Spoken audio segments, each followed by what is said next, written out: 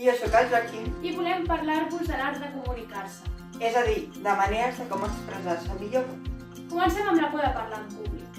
Tothom alguna vegada o una altra ha tingut por de parlar davant de molta gent. Els típics nervis abans de fer una exposició davant de tota la classe. Però una cosa són aquests nervis i una altra cosa és el pànic de parlar davant de públic, que això et pot arribar a paralitzar. Per això es pot treballar, no? Com? Doncs sí, per exemple, aprenent-se molt bé abans el text de memòria i sobretot tenir molt clar què vols comunicar i com ho vols expressar. I assajant prèviament davant de la família o davant dels teus col·legues. De fet, has de pensar que hi ha coses pitjors que parlar en públic. Com per exemple, estava en un examen sense tenir ni idea sobre el tema.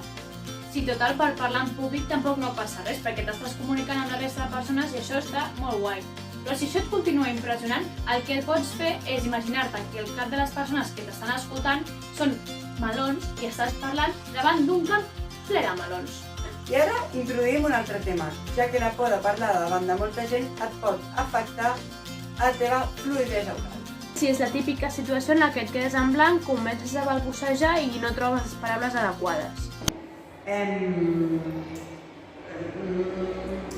O sigui... Oi que és incòmode? I no només per ell, sinó també per les persones que l'estan escoltant. Però no només és això, sinó que també hi ha el fet de que no t'entenguin quan parles. Però tranquil·les, que això es pot arreglar. Cal projectar bé la veu! I vocalitzar bé.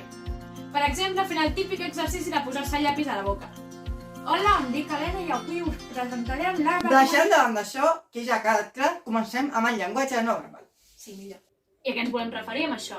Doncs això, el fet que a més de que controlem la nostra veu i el nostre llenguatge oral, també és molt important controlar el nostre cos i la gesticulació que fem quan parlem. Clar, perquè també és molt important per la comunicació. De fet, hi ha estudis que demostren que el cos diu moltes més coses que la pròpia veu. Llavors, es tracta d'un tema de coordinació entre els moviments del nostre cos i el que dius, oi? Sí, efectivament. Els gestos han de reforçar allò que diem. Però això no és massa. O si estàs massa quieta. Clar, suposo que també hi haurà tècniques per això, oi? Doncs sí, evidentment. Per exemple, si et mous massa, pots assajar davant d'un mirall i adonar-te de la coreografia que t'estàs muntant. I això et serveix pels dos casos, tant si et mous massa com si estàs massa quiet. I a més el mirall és molt guai perquè et jutges tu mateixa, no et jutja una altra persona. Bé, em penso que ja hem après forces tècniques per a la nostra comunicació verbal i no verbal. Sí, a perdre la por a parlar en públic. Ara només ens cal posar-les en pràctica i així poder-nos comunicar millor entre nosaltres. I espero que a vosaltres també us hagi servit, eh? Adeu!